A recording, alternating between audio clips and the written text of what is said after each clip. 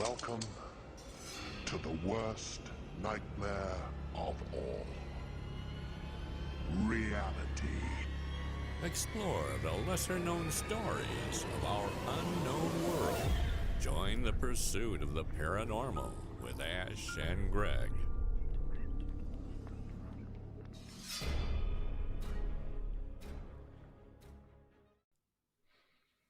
Good evening and welcome to the second birthday celebration special episode of Pursuit of the Paranormal. Hello, Greg. How are you doing?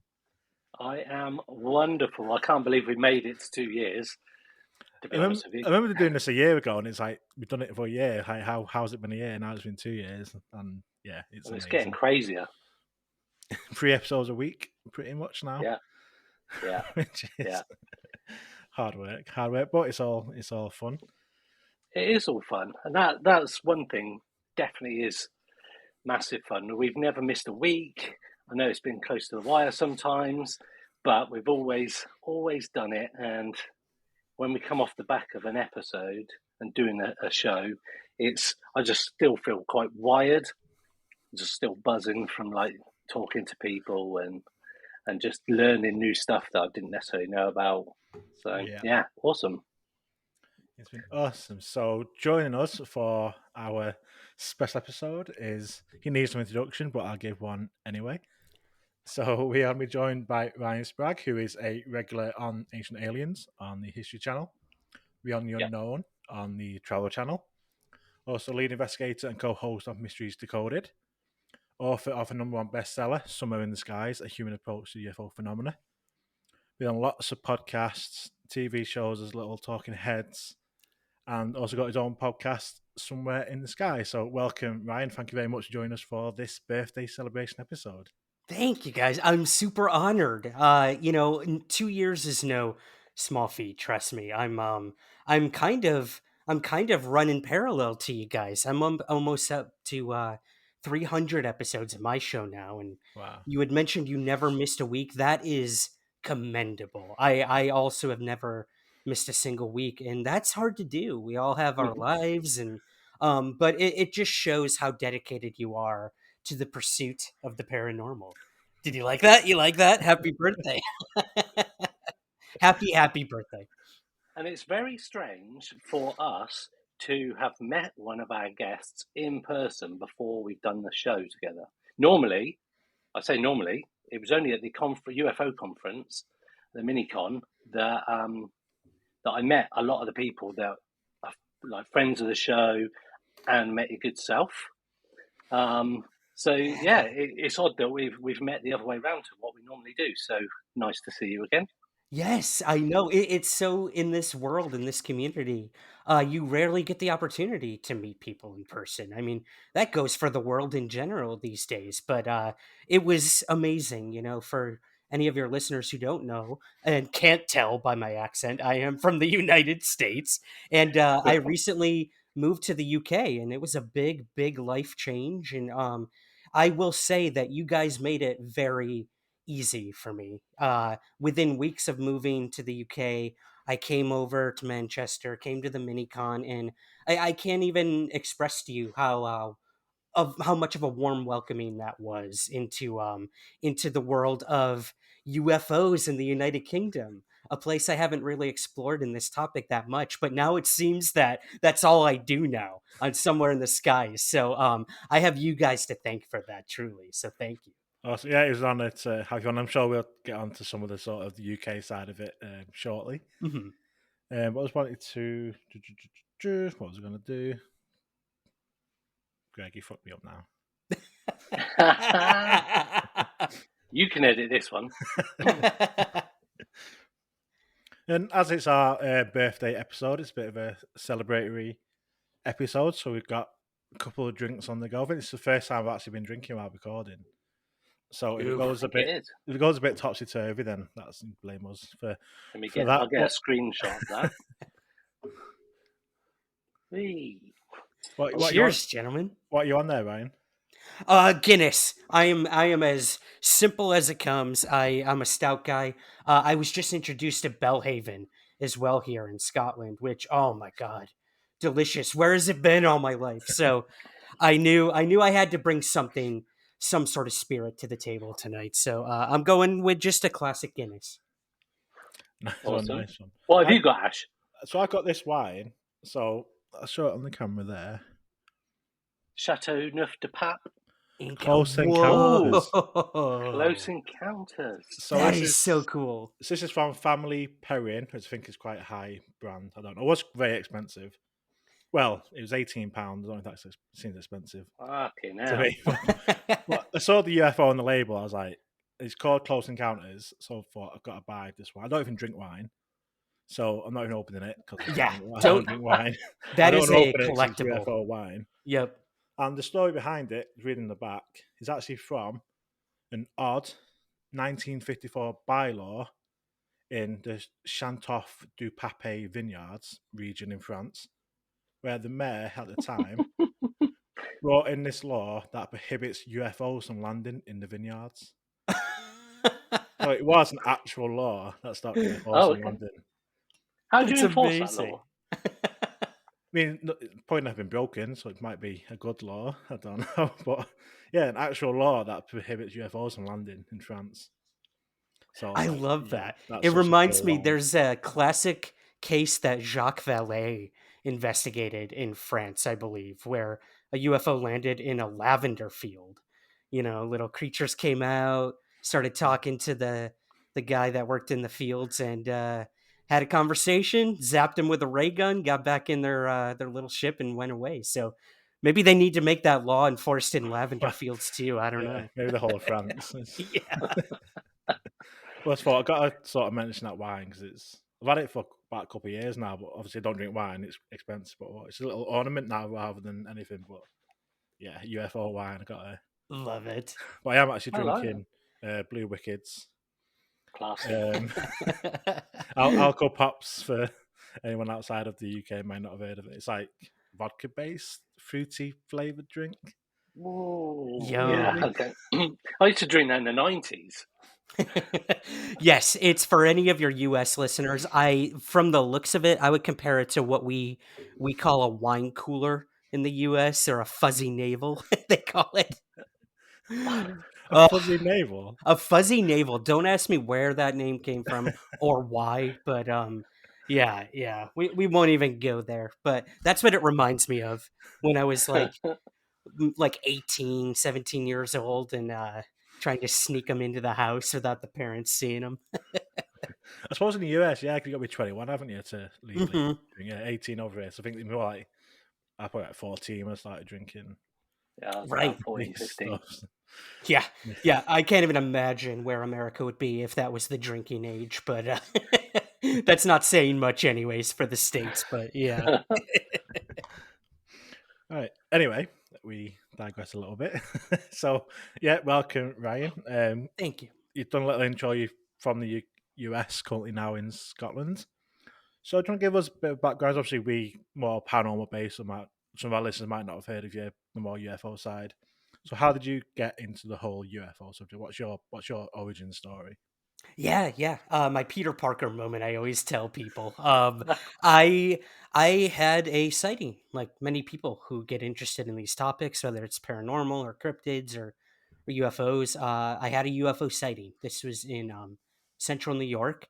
It was 1995, and my parents and I would often go on these summer getaways to this river in central New York called the St. Lawrence River, and it was pretty cool. It was right on the border of New York State, and right on the other side of the river was Canada. And you literally could look across and see Canadian flags. So it Wow. was as close to Canada as you could get.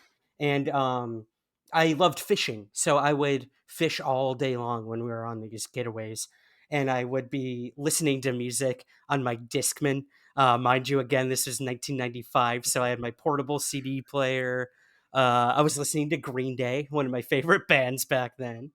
Uh-oh. I got to What show you you my tattoo. Oh my god, I love it, man. He's got an Don't even know what American that is. Idiot. That's from the American Idiot album. I love it, Ash. It changed my life. That Have you seen my photo when I was Billy Joe Armstrong for Yes, I have yeah. seen that. That's amazing. I've done that for a couple years now. Huge Green Day fan, still am. But yeah, they actually were a part of my UFO sighting. They Wow. were the soundtrack as I was witnessing this triangular UFO above me. I saw what people describe as a black triangle above me. It was a formation of lights. I didn't see like an actual machine, like a craft, but I saw a perfect equilateral triangle of lights, red light in the middle, completely silent, and it was just hovering above me. And I actually yelled for my father to come see this with me. He was inside our motel, which was right off of a wharf at this motel we were staying at. So he runs out. He thinks like I fell into the water, into the river or something. But when he comes out, he looks directly up at where I'm looking, and we both watch this black triangle just hover silently over the water, head over the river towards Canada, and disappear out of sight. So And he saw it as well. he did see it. Yeah, he saw this with me. I distinctly remember looking at him, looking up at him, and seeing the look on his face, and that will stick with me forever. He turned as pale, as white as a ghost. Um, you could tell he was searching for words to give me about what we were looking at, and he Mm. couldn't. And again, like I'm looking to my parent to explain this unconventional thing in the sky to me. I knew it wasn't a plane. I knew it wasn't a helicopter. Maybe a blimp. Like, who's to really say? But we both just stared dumbfounded at this thing as it went over to Canada and became their problem. But yeah, that changed my life. It terrified me, and I kind of had nightmares for years after that about the triangle. Um, and I started to become obsessed with UFOs. I saw them everywhere, like in my nightmares, in my dreams, on TV, in books, and I kind of turned that terror into an interest. And a year later, after my sighting, is when I interviewed my first ever UFO witness when I was 13 years old, and that's when I knew that's what I wanted to do. I wanted to be a quote unquote UFO researcher, investigator, and I wanted to just get out there and listen to people's stories. And God, I've been doing it for almost 25 odd years at this point now. So, and I love every second of it. I'm not going to lie. So, yeah, that was kind of what got me interested in all of this. I mean, how do you start to even begin to process something like that? Because I've like Ash has seen at his sighting. You're Mhm. talking about this silent craft. How does your brain start to process this thing in the sky that anytime you see a craft or a nuts and bolts object in the sky, it's normally making a sound, and everybody says that it's completely silent, there's no sound at all. That's got to be one of the weirdest things as well, because your brain's trying to can see this thing in the sky, Mhm. which you know should be making a sound, and it doesn't. Apart from the fact that there's this weird thing in the sky, is that something that your brain's kind of going, this isn't rational, just the fact that we don't have the sound? Because that's got to be a big head screw. Yeah. And for me, a lot of people when they describe their UFO sightings to me, they're always telling me it was this high up or the craft seemed to be this big, and like those are things I don't remember about my sighting at all.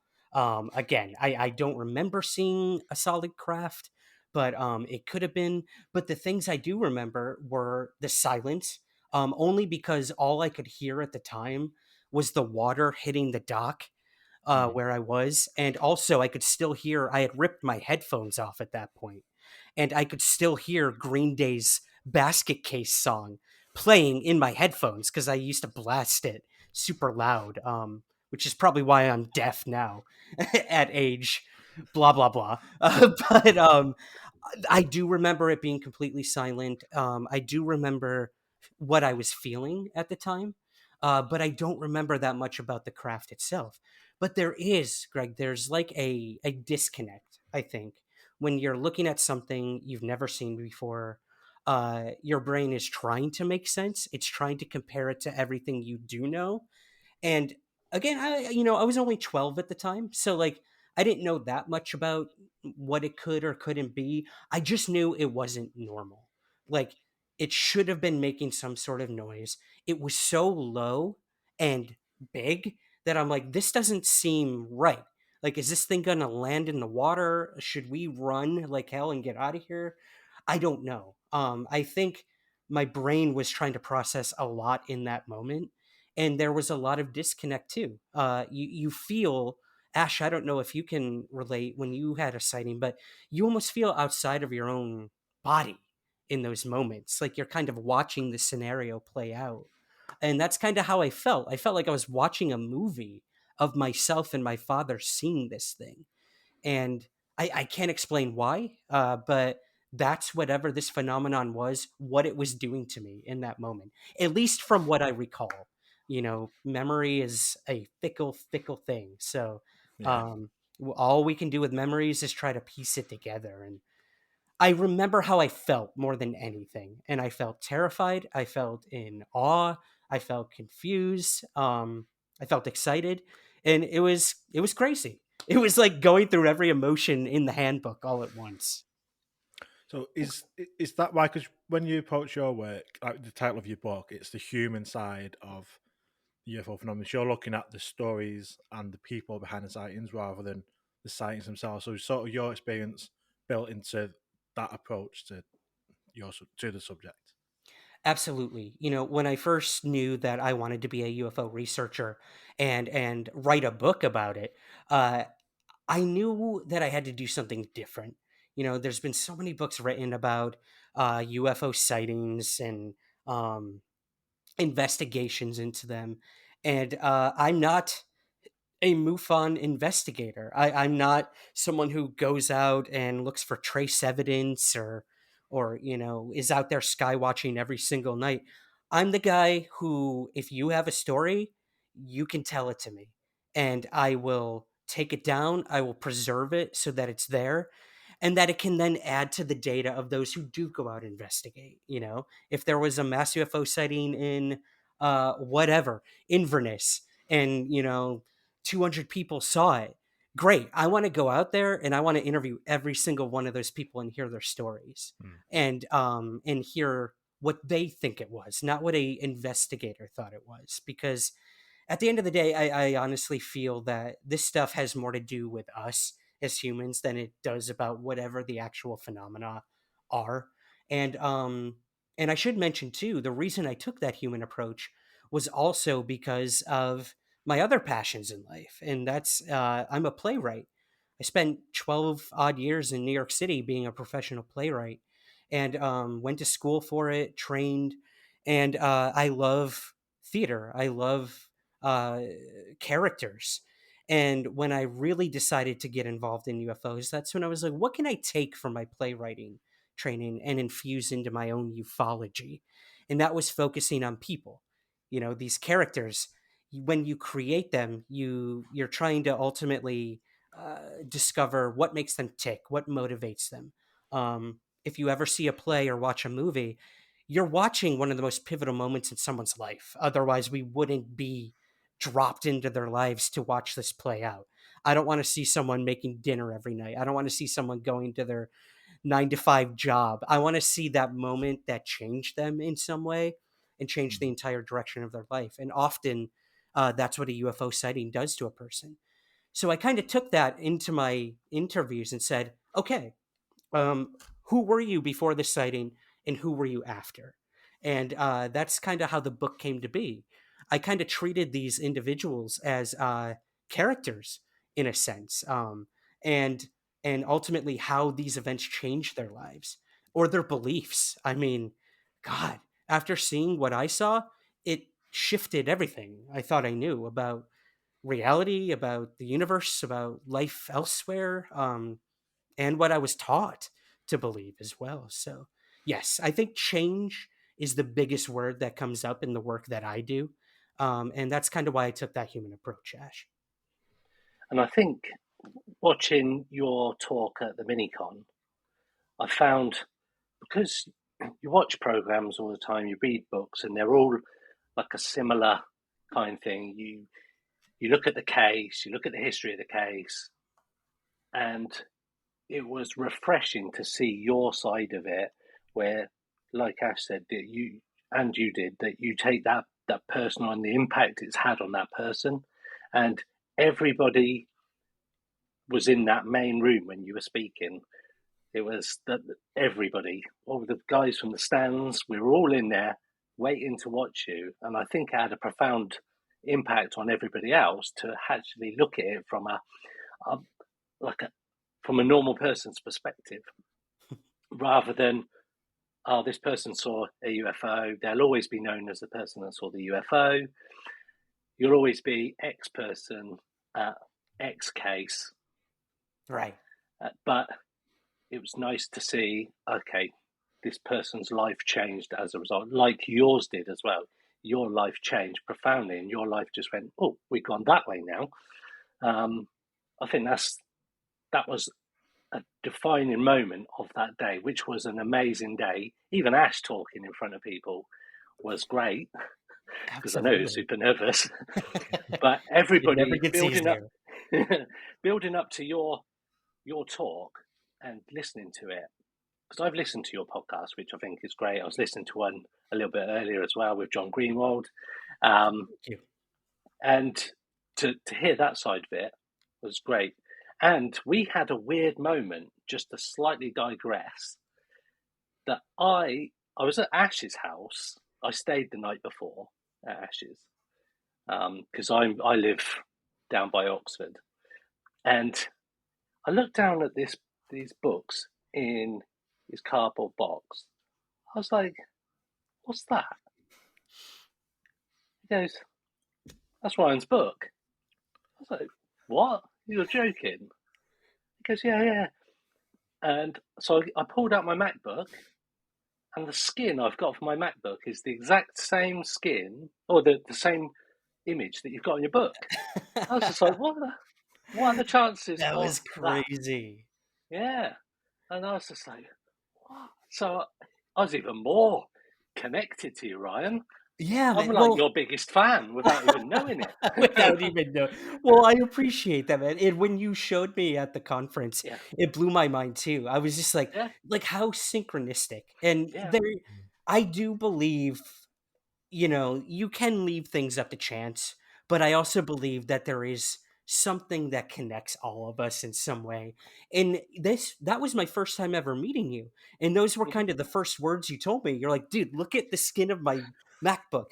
And that's how we met. That's how we connected. That's why we're here talking today. And those are the moments isn't it? that like just stick out to me. Like, would I ever have met you? Would I ever have met Ash or any of the other speakers or attendees at the conference had it not been for this UFO topic, this mystery that has endured for, I mean, not just since Roswell or the 40s, but since the beginning of time. So yeah, I loved that story that you told about Yeah. that, and I don't think it's completely just a coincidence. I think it was meant to be, and I'm gonna charge you for using that image. By the no, I'm just Okay. kidding. I don't You've got to know find that me. image. You've got to find me. You've got to find me. I'm miles away from Scotland. Yeah. I know. I don't drive either, so it'll take me a It's a while long to find walk.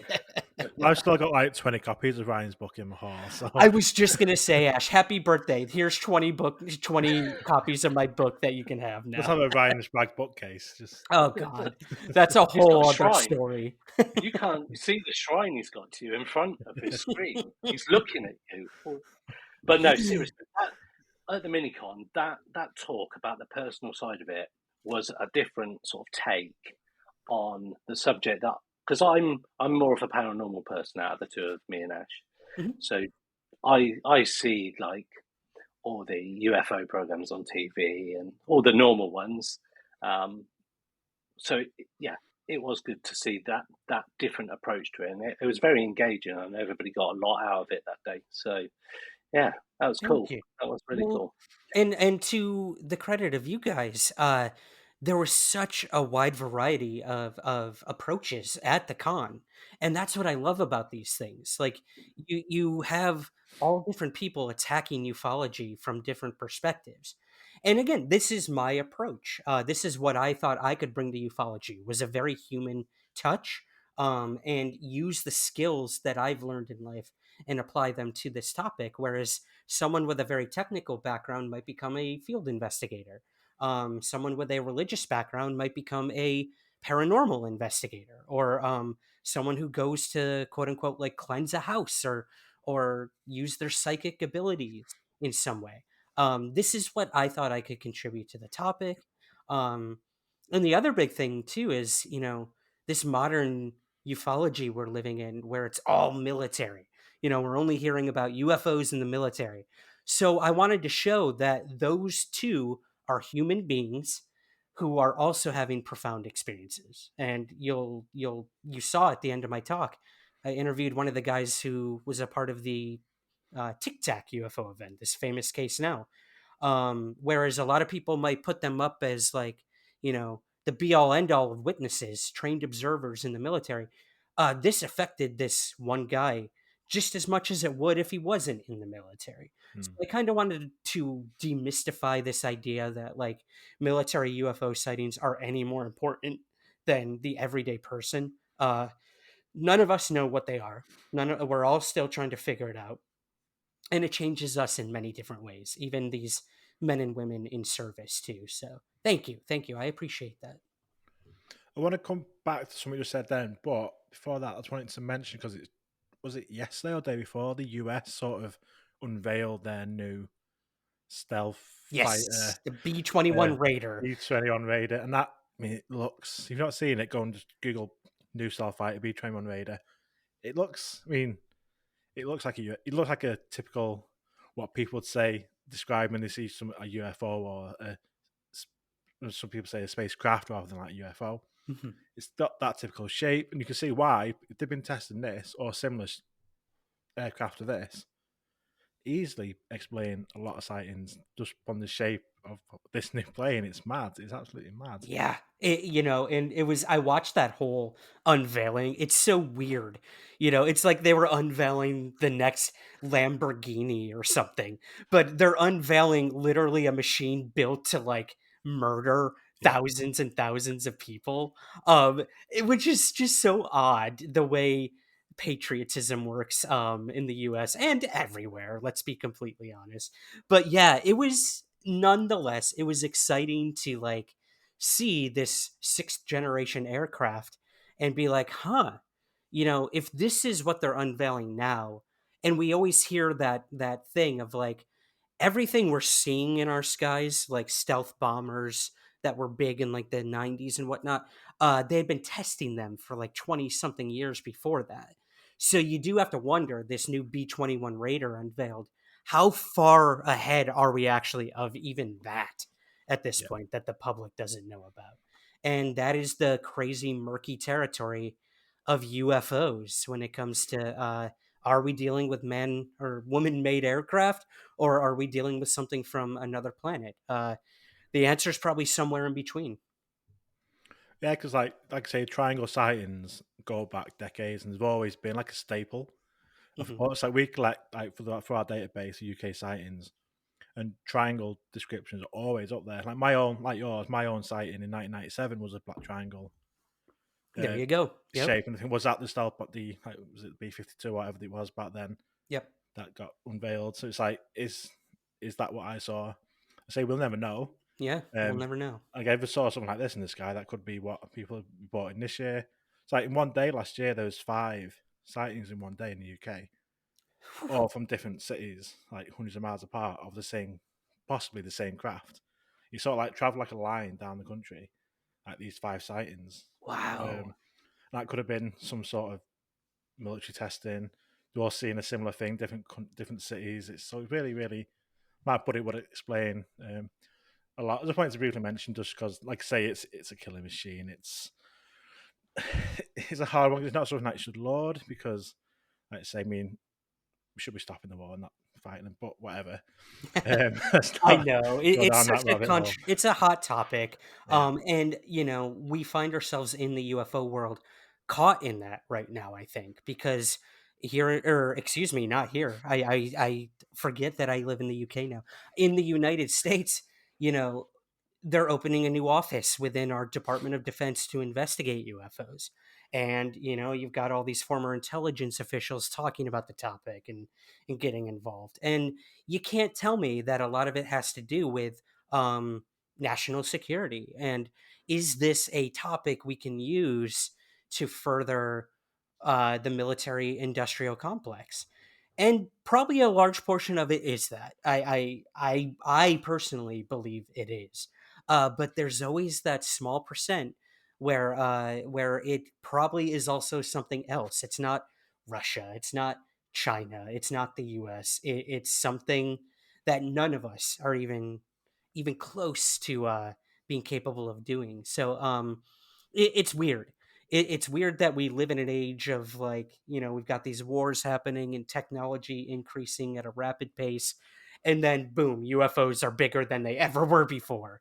And of course it's going to happen now, where like you can't tell up from down, left from right anymore. So I don't know, exciting times we're living in, and also very, very uncertain times in many respects. Yeah, for sure. But it's also good to say it's a little. I think, like, especially the last couple of years, it's a bit. It is some justification for the work that we're doing, because we can now say, look, like, this isn't some fringe topic, tinfoil hat people. This is like the U.S. government are taking this seriously. They're saying, they came out and say, yeah, UFOs are real. These things in the airspace, we don't know what they are. It's like a little bit of justification thing for people like you and me and the many others that have put their lifetime into researching this. It's for them to say, like, obviously we know it's true, they know it's true, but say to other people, just look at this. Like, don't listen to me, listen to them. NASA doing the UFO study, US government putting millions of pounds Right. into it. This isn't, like, say, not a fringe thing. So it's on that side of it. It's, I think it is good for us that that is happening now. Absolutely. I had so many friends, or I should say like former friends, reach out to me when that New York Times article broke in 2017 and be like, "Oh my god, Ryan, you were right. You're not crazy. Like, Yeah. this is legitimate. This is real." So it was a great moment, I think, for everyone interested in UFOs to finally be like, "I told you so."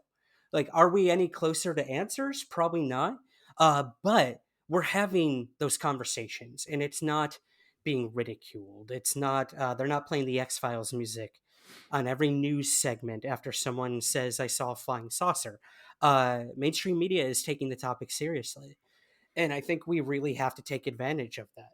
That could change at any moment. I think right now we're seeing kind of the the media backtracking and trying to downplay the topic again, and you have to wonder why. Why is that happening? We're supposed to get a new UFO report, and it was supposed to come out on Halloween, actually, from the Department of Defense in the U.S. Didn't come out. It's about a month late right now. But what happens right before this report was supposed to come out? The New York Times comes out with an article saying most 99.9% of UFOs are drones or space trash. Like, there's nothing to this, guys. And I guarantee you that article didn't come out by happenstance right when a UFO report was supposed to come out. This is planned. Everything is planned. I'm not a huge conspiracy nut, but it's very clear that the topic got away from them. I think that 2017 article really took the Pentagon by surprise, and they had a lot of explaining to do. And I think right now we're trying to see them kind of you know, put the genie back in the bottle, but it's not going to happen. It's just simply not going to happen. Mm. Definitely. I think, like I said, because I'm not the UFO guy out of the two of us, me and Ash, that article, and we've discussed it many times, me and Ash, um, that that kind that's kind of become like the defining moment in modern ufology. And we talked about the fact that they sort of starting to class that 2004 was the beginning of everything. And if they Hmm. admit to knowing stuff about UFOs, they've been lying to everybody for the last 50, 60, 70 years. So the fact that they're trying to backtrack now, I can see why. Because obviously, I think the fact that they're almost saying we don't know what these things are in the sky, we don't know who they are, we don't know what they want. That's quite frightening when that goes out to the public. And whilst the congressional hearings was great and it put up more legitimacy on everything, do you think at that point they realised it was too hyped up, like publicly hyped up, that they are having to backtrack a little bit because, like you say, it's getting away from them a little bit, and it's getting to the point where they're going to have to admit that they don't know what is penetrating the skies above the world with impunity, because these things just drop out the sky, go to random points that nobody knows about except the pilots. So for the Tic Tac, goes straight to his rendezvous point in the sky, Right. goes underwater. And that's the other thing, that underwater thing. I was listening to your interview with John Greenwald today from the blackvault.com. Somebody that when I first started getting into ufology and everything about 20 years ago, I used to go on abovetopsecret.com, and the other website at the time was blackvault.com. So I've kind of grown up with John Greenwald. So to see him now as an adult, he was quite young when I started. He was like my age. Yeah. So that's quite weird in itself. But he was talking specifically about something which took my interest as well, which was talking about underwater monitoring. Mm-hmm. And he said he didn't specifically highlight that when he put out his his articles and his YouTube, but he said there was one thing that he was waiting for people to catch on to. Now, underwater and transmedium is something that's been coming up the last year. Do you think underwater is where we're going to be getting most of our answers? And that's to you as well, Ash, actually. Yeah. I'd love to hear what Ash has to say. But I'll hop in briefly with that. I think yes, I do believe that our waters hold a lot of answers, not only to the UFO mystery, but to life in general. There's so much under our oceans that we still have yet to discover. So many people use that whole analogy of like we should be looking on our own planet before going out and looking into space.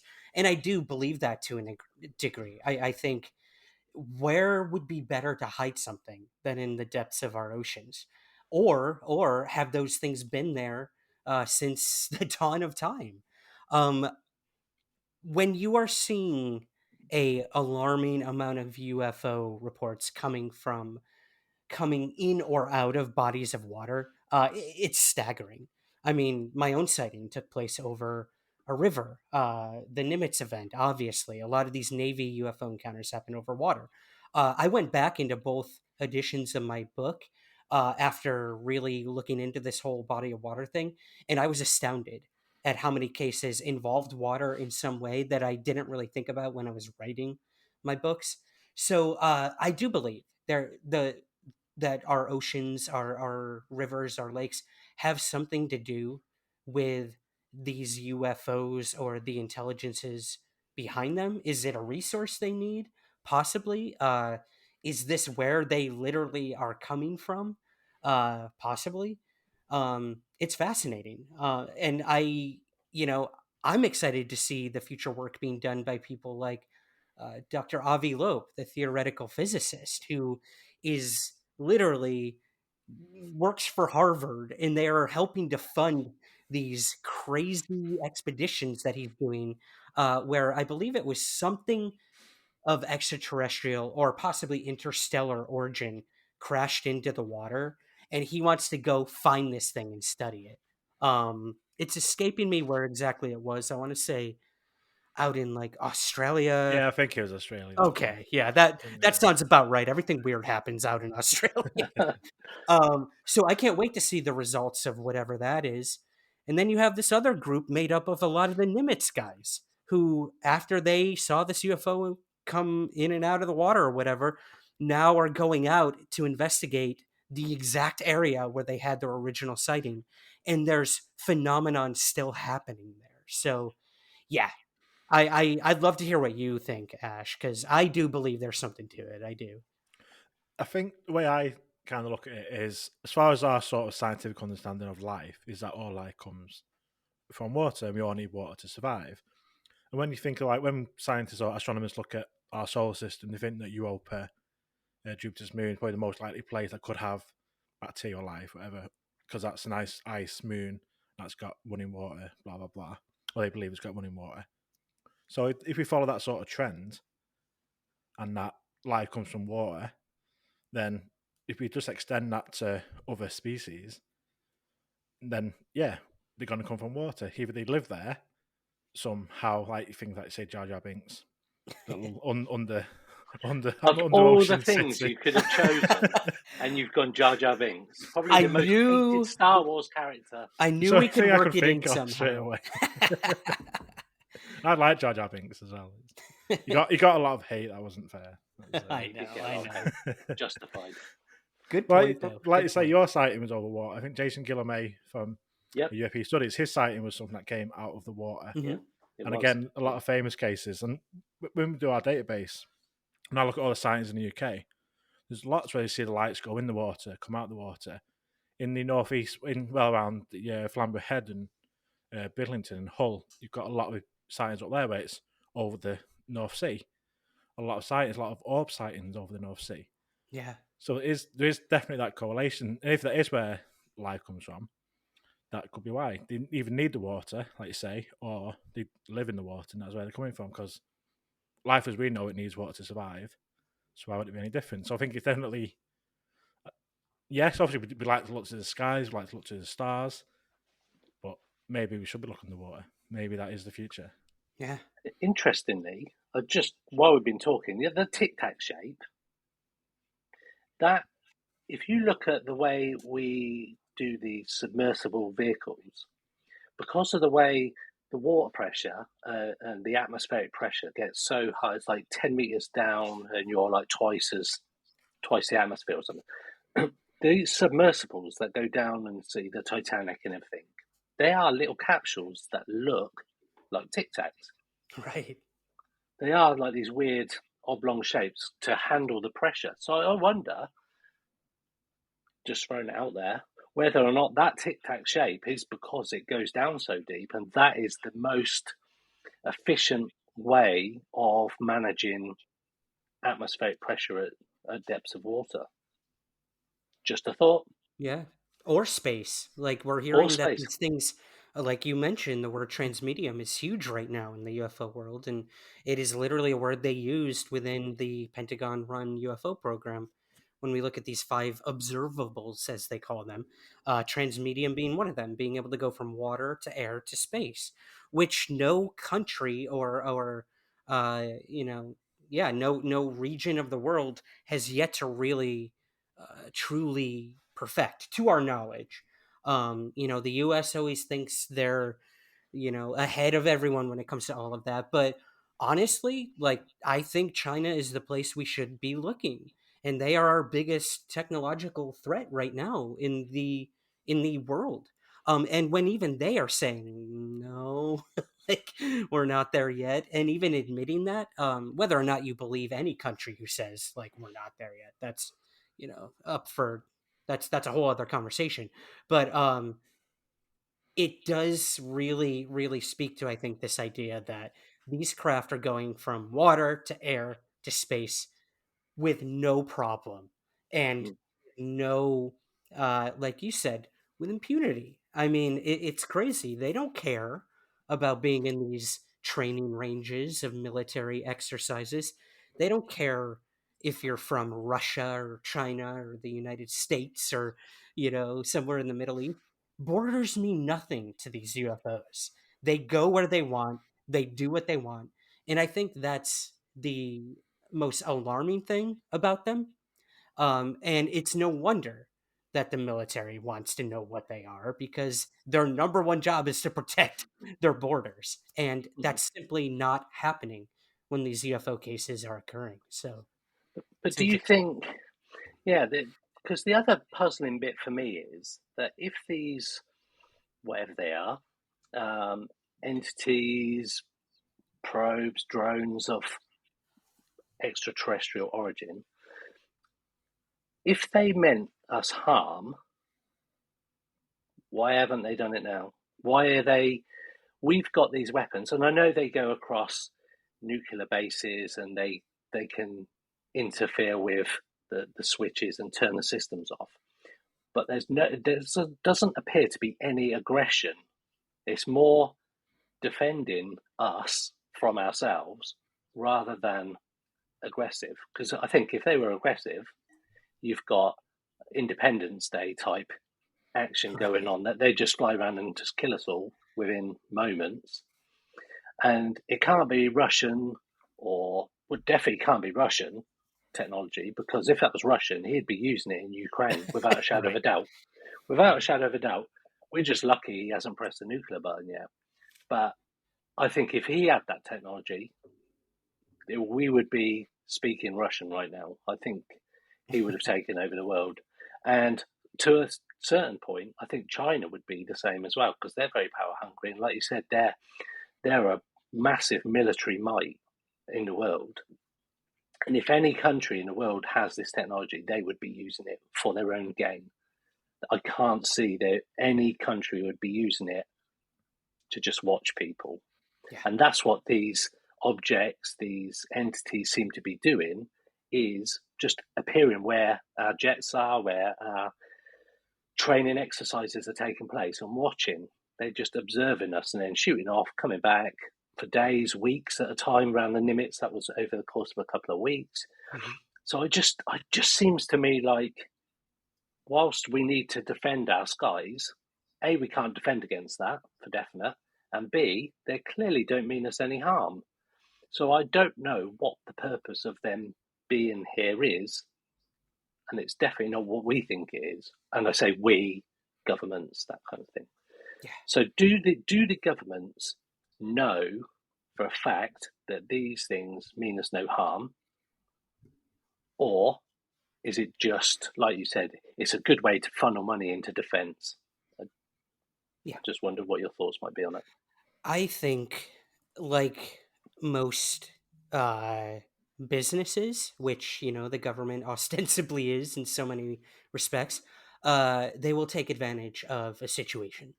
And right now, we have a situation where we have absolutely no idea what UFOs are or aren't, and I don't think any government knows what they are either, including the United States.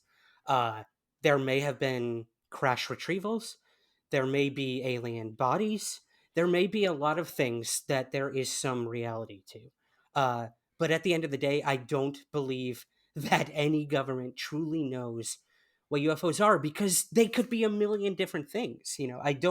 I'm not one to believe that they're strictly extraterrestrial or interdimensional or even man-made. I think there's a million different reasons for they're like snowflakes. Every UFO is unique.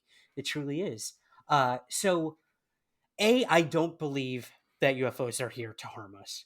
I mean, just throughout the history of UFO reports and cases, you do never see a clear intent to harm, uh, at least physically. When you're talking abductions or encounters, there is trauma involved, and there's some deeply evasive and traumatic things that occur to individuals. I can't deny that. Like that's an argument to be had. However, you don't see UFOs killing people. You don't see them uh, blowing up our nuclear installations. Turn them on, turn them off. That's a whole other story, and that almost says more than actually doing something. Um, so what I'd see is, at least in the United States, and this could go for the Five Eyes as well, whether it's the UK, Australia, other European nations. I think we're seeing them take advantage of a mystery that is endured, a mystery that will continue to endure. And I don't think we will ever truly know. I honestly don't what UFOs are, and I've made peace with that as a UFO researcher. People kind of get pissed when I say that, but I honestly think this is a mystery that is going to be with us forever, for all of life, whatever that term might mean. And I think right now what we're seeing is that at least the United States government really taking advantage of these things in our skies and using it as a way to either flex on our rival nations and be like, yeah, we don't know what they are, but we do. They're ours. They're the US's. So, stand down, stand down. I don't think they're the US's. Maybe some of them, but end of the day, I don't think any government knows what they are, but they can control the narrative that they put out there to the public. They can control the information, and that's where conspiracy starts. When we don't have answers, when our governments aren't being transparent with us about what they know or don't know, that's when we start making stuff up, and that's where it gets really dangerous. And we're living in a world now of misinformation and every country not trusting their own governments. So they're going to make their own truth. And again, another can't put the genie back in the lamp situation. It's a little scary. So I don't know. I know I'm kind of going all over the place with that, but I don't believe we have any freaking clue what UFOs are. And I think that's troubling. For so long, the US government just denied that UFOs existed, and now they're admitting they're real, and it's crazy. It's crazy that we went from such a denial to, yes, we know they're here, we know they exist, but we don't know what they are. That's a big step, I think, for the US government to actually say that. But that doesn't mean they're not going to take advantage of the situation. Yeah, for sure. And it's a big step. But again, it comes back to, I mean, they've been lying for 70 years. So Yeah. are we suddenly just going to just believe that this is what they're saying is true? That's the Right. thing. So now we're suddenly going to turn coat and just, we know they've been lying for 70 years, but now they're telling the truth all of a sudden. We're just going to believe that off the cuff. It's a difficult one. I mean, like Right. you say, who knows? And with the topic, I think we'll never know, like you said. But the journey is the fun of it for me. It's these conversations. It's the learning everything new. That's what it's about. But if you did find out the truth, connections. if you did find out the truth, and you knew in your head that somebody from the government or whatever said to that, Brian, off the record, you can't tell anybody this. This is what it is. Would you just go? It'd be like the end of a series that you've loved for years, and you go, "Oh, is that it?" Yeah. And it turns out to be our technology, and you go, "Oh, fuck! I've just spent my whole life, and I've just found out they were just playing us all along." Right. I think that the mystery of it is very much like Mulder in the X-Files. It's always just that little bit away from him, and we're always playing catch up, and we're never, as a UFO community, there's nobody that's ever got the full picture. Everybody's got a little bit extra than the next person, and they feed that into the narrative of where we are, and nobody has. It's very siloed, and like you say, the mystery of it is the thing that keeps everybody going. And I think the world would be a different place with actual disclosure, because people who've been chasing this for so long, would they believe it now? Right. See, like Ash said, they've been telling us the false information. Now they're telling us the truth. Are they telling us the truth? And that's a very good point, Ash. Why should I believe any government official? They lie about anything anyway. They talk about the fact they didn't have a party during lockdown in the UK. Then a phone comes out to say, actually, you did have a party during lockdown. And they go, oh, yeah, actually, we did. And that's just petty stuff that they will lie about to save themselves. What are they prepared to do to keep face in the UFO disclosure, for want of a better phrase? And it's scary, and they're prepared to. People get suicided quite easily when they get too close to the truth. You've seen it in the Apollo missions. The guys were saying that how can we get to the moon when we can't even get off the launch pad, and then oops, they die in a car accident. Or their module goes up in flames on the launch pad. It's just like, oh, it goes back to coincidences. Right. Is anything a coincidence, or is it the narrative that they control? Because they do say the first casualty of war is information. And It's Yeah. true. If you control the information, you control the world because you can control what, and that's very conspiratorial. I know that, but that's how governments have worked for decades. So, will we ever get disclosure? That's my question, roundabout. No, well, you bring up a lot of good points too. Sorry. We live in an information war. You know, we have a ground war. We have ground wars going on all over the world right now. Obviously, Ukraine, Russia is the focal point right now because you do have a superpower with nuclear technology involved, which is obviously terrifying. Um, but we live in an age where wars are being fought digitally with information, with security. So you do have to keep that in mind. When it comes to the UFO topic, in this word disclosure, you know, maybe 15 years ago, I'd be the guy who would want to like go to the White House and, you know, demand answers and everything. Now I'm just like, I don't give a flippin' F what the government has to say about this topic because I've interviewed hundreds of people about their personal UFO sightings, and those are the people I want to hear from. I don't care what Luis Elizondo has to say. I don't care what Christopher Mellon has to say. I respect what they have to say, and I really enjoy their insights. And they probably do know a lot more than a lot of us do. But again, they'd be the first two to tell you don't believe me. Don't just trust everything I say. Do your own research and go talk to people about their own personal encounters with these things. And so yeah, I don't think that we're ever going to get this grand disclosure of the UFO reality. If we have, we've already got it. I mean, again, for the US with for all their faults, they have a lot of influence in the world, and for them to finally come forward and say UFOs exist is that's disclosure.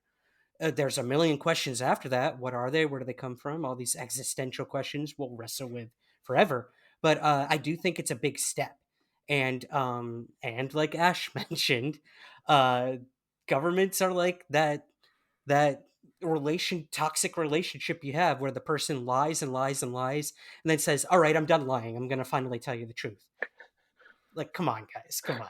So I don't think we should ever wait for the government to tell us the truth. Whatever these phenomena are, will let us know on their own timetable, and that's truly where I think disclosure is going to happen. And I think it's happening one person at a time.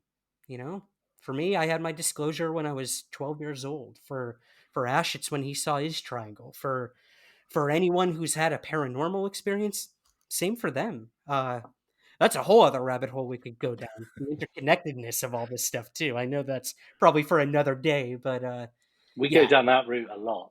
Like we could have. But especially when we speak to people about their yeah, UFO experiences, there's always poltergeist activity involved early on in life or afterwards. So it's definitely a subject that we've definitely covered off many times on the podcast. mhm, So yeah, and it it's is there, another conversation. Yeah, absolutely. You only need to look at Skinwalker Ranch and the right? hitchhiker effect and all that kind of stuff that's coming off the back of it.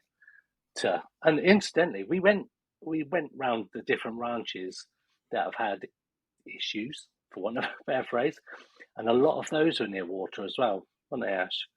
Mm. There you go. Mm, Again, something to it. Something to yeah, it. 100%. Okay, so bringing it a bit closer to home, you're now in the UK. So have you found yourself sort of looking at more UK centric cases since you've been over here? Yeah, absolutely. You know, I think it was right as I was moving is when the Calvine UFO case came back into the forefront, and we finally got the photo that everyone's this mythical photo that had been supposedly in storage for like 30 plus years finally made it out, which was amazing. It was so cool to see excuse me, like finally, like there's something to this case. uh so I'm looking a lot into that. I plan on going to the location where the photo was taken with Graham Rendell, a mutual colleague at UAP Media UK. We're going to go out there and try to recreate the photo and find the location and triangulate it and see, is what they're saying actually what happened. Obviously we'll never be able to prove it or not, but that's what I'm excited about having moved here, is to finally get out and do some actual boots on the ground investigations. And I have a lot of those guys to thank: Andy McGrillen, Graham, Dan Zetterstrom, really kind of putting the fire under my feet and be like, "You're here now, dude. Like, you're in it. Like, let's go do this." And I really want to take advantage of that. So I have been doing a lot of heavy research. You can't really see, but my bookshelf behind me is mostly books I've bought in the past 2 months of living here about UFO sightings in the UK. So I'm really digging deep into those and being like, holy shit, like I live like 10 miles from here. I got to go look at this. And I even, I'm on the Edinburgh subreddit right now, and I finally I pulled the cord and I put a post up, and I'm like, all right, Edinburgh, who's seen a UFO here? I want to talk to you. And I got like 30 responses. It was Wow. amazing. So I'm excited. It's like untapped territory for an ignorant American like myself to come here. And I mean, look at how old the UK is. Uh, of course, there's going to be a rich history of phenomena happening here, much more than in the United States or other younger countries. So, it's been amazing. I feel like I'm living in my own ufology 2.0 right now. I mean, that's the good thing about the UK is like you can within a couple of hours you can sort of be at any sort of famous case location because we're not that big of a country Right, compared to like obviously the USA. So like especially in Scotland, there's some big famous cases right. just like near Edinburgh. There's probably 5, 6, 7 cases that are pretty famous. Like you can just half an hour you're there on in the location. It's amazing. And obviously down in England and Wales, you've got obviously Broadhaven School Yep. sightings. You got the Burman Mountains incident in North Wales. That's only like amount of hours away for traveling. So it's just really is good. And I'm going to mention you sort of joined the team at UAP Media UK, which is our top guys. Yeah. Yeah, so that's looking forward to seeing what you guys come up with working together. So that's going to be Yeah, awesome. we're cooking up some stuff right now. I won't say too much, but we got some plans. Working with some other people here in the UK on some investigations, and why they allowed me into their group is beyond me. But I look forward to contributing any way I can, for sure. Awesome. Awesome. And like I say about the age of some place, like we do an episode on a Saturday, which is where we look at the minute we're looking at haunted pubs, and Oh, cool. we're sort of traveling from the very top of UK, traveling down. So we're in Scotland at the minute, and like I think yesterday's episode we recorded this weekend, like all the pubs were like 400 years old. Right. Like every single one of them is like 1600s and 1700s. It's like what? Like, and there's still pubs now. Like they're pubs 400 years ago, and there's still pubs today. It's just like It's crazy, crazy. crazy Well, history. and I try to keep that perspective because I remember when Daniel Radcliffe was doing a Broadway play in New York. And I bartended on Broadway for 10 years or so, and I worked a show that he was in. And I remember he was being interviewed one time there, and they're taking him on a tour of like the Central Park area of New York City, and they're pointing out these buildings to him, and they're like, that building is over 100 years old, if you can believe it. And Daniel Radcliffe, being from the UK, is like politely nodding and being like, wow, that's amazing. My house, my flat in the UK is 400 years old or something like that. So I try to keep that in mind too. Living here is, it's incredible. I live like, I want to say 20 minutes from the Toll Booth Tavern here in Edinburgh, which is one of the most historically haunted pubs, I think, here. So I haven't gotten in there yet. I'm a little scared, to be honest, but some of these places I've been already, I just get a weird feeling when I walk in there. And I know it's because of how old they are and the history there. So World's End is another one here that I heard is very haunted. So I'm going to have to get you guys here to help me Yeah, definitely. have some liquid courage. It's not like some of the castles, like Edinburgh Castle, they're like 1,000 years old. Like you stand in them. So I'm a castle geek, and I've been to loads in Wales and Scotland. Particularly, just have hundreds of castles, Yeah. and a lot of them are still upstanding and stuff. And you stand in a room, and you read the information. It's like this room is 1,200 years old. It's like so people were stood here where I am in this castle doing whatever they were doing, like over 1,000 years ago. It's hard to even like Yeah. You, comprehend that. It's mad. you can't wrap your mind around it. And then no wonder there's so much energy collected in these places. Whatever you think the paranormal or the supernatural is, uh, there's really no denying that history itself um, just kind of becomes the haunting, I think. Mm, That's what I love about the whole topic of ghosts and hauntings is it might not even be, the manifestation of a spirit, but it's a memory. And memories live on and they can take on different forms. So that's what I've always loved about ghosts and I love going on like haunted tours and stuff. And it's not even like the ghost stories I enjoy. I just like hearing the historical aspect to a lot of this.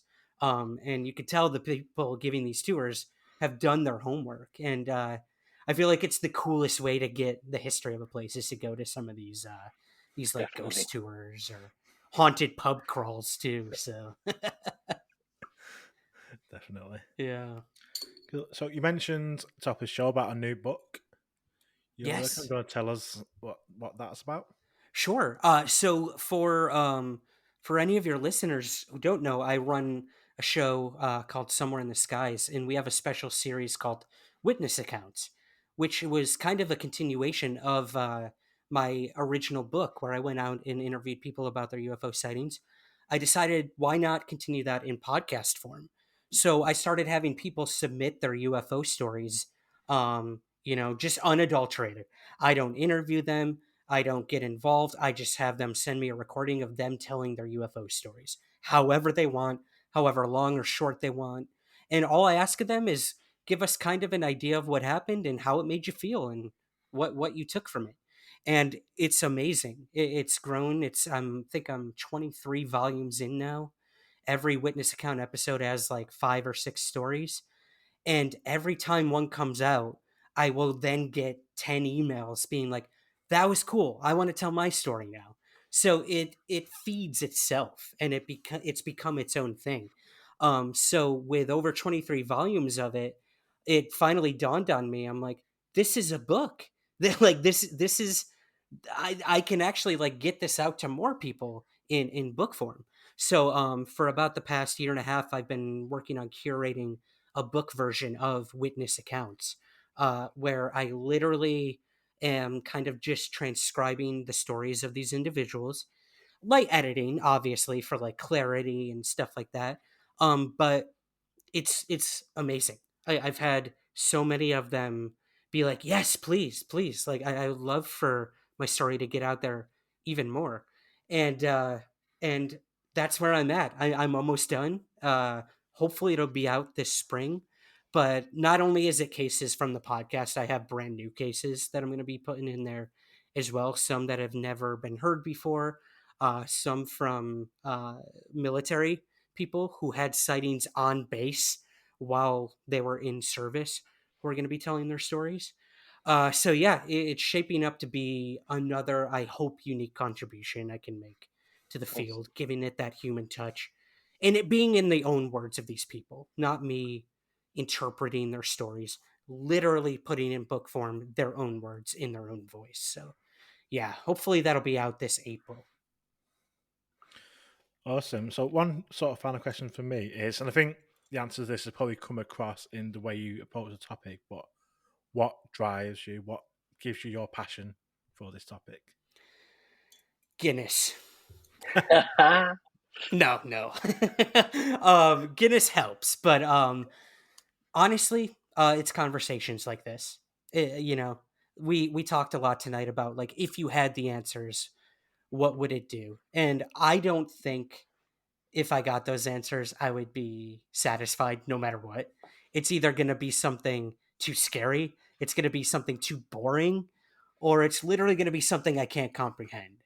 So I love just living in that mystery, living in that journey, having these conversations, going to conferences, meeting people. I've met some of my best friends now and colleagues through this topic, and I wouldn't have it any other way. So honestly, it's those conversations that drive me, and it's having people reach out to me after hearing the podcast or reading the book and being like, I want to tell my story, or your show got me through a rough time. Like, nobody believed me when I told them I saw something, and then I played them one episode of your show, or they read the New York Times article, and they finally were like, wow, you were telling me the truth. And that alone is enough for some people. So um yeah, getting kind of emotional when people reach out to me and literally say like, you made an impact in my life. That's something I don't think about when I'm making this show every week, like you guys do. So when people actually do reach out to you and say like, this means something, what you're doing, it means something, that's enough to keep me driven and to keep going. So yeah, yeah, tell me your stories, everyone listening right now. Reach out to me with your UFO stories. That is the petrol that keeps me going. And on that note, where can people reach out and connect with you? Oh, thank you, Greg. I can be reached on all social media. Just type in Ryan Sprague. I should pop up. Um, and then the podcast is wherever you get Pursuit of the Paranormal. Apple, Spotify, all the usual places. Website is somewhereintheskies.com. And yeah, that's about it. New season of Ancient Aliens should be starting up pretty soon. Myself and a few, I won't give away who, but a few UFO people in the UK might be featured in the upcoming season as well. So be on the lookout for a new season of Ancient Aliens as well. Awesome. Well, thank you very much, Ryan, for joining us for our second birthday special. I don't know. Amazing. I'm on my third WKD now, so I'm quite a lightweight, so I might. Same here, man. I was telling you off air, maybe 10 years ago I could do a whole 6-pack of Guinness, but right now I'm flying high. I'm ready to get in the UFO myself. So, no, very happy birthday to you guys. Again, it's Thank no you. small feat. I commend you, and keep it going. Thank you Appreciate your very much. time. Thank you. And to all the listeners, thank you for sticking with us for 2 years. We're still blown away. Putting up with us, I think it is. Putting up with us, not sticking with us, putting up with us. True. When we look at the number of downloads and figures, just like, I don't know, I still can't believe it. Like 2 Yeah. years on, it's crazy. That's what gives us the drive as well. You see, Yeah. there's people actually listening to this shit. Like, Let's let's keep doing it. Pursuit of the Paranormal with Ash and Greg.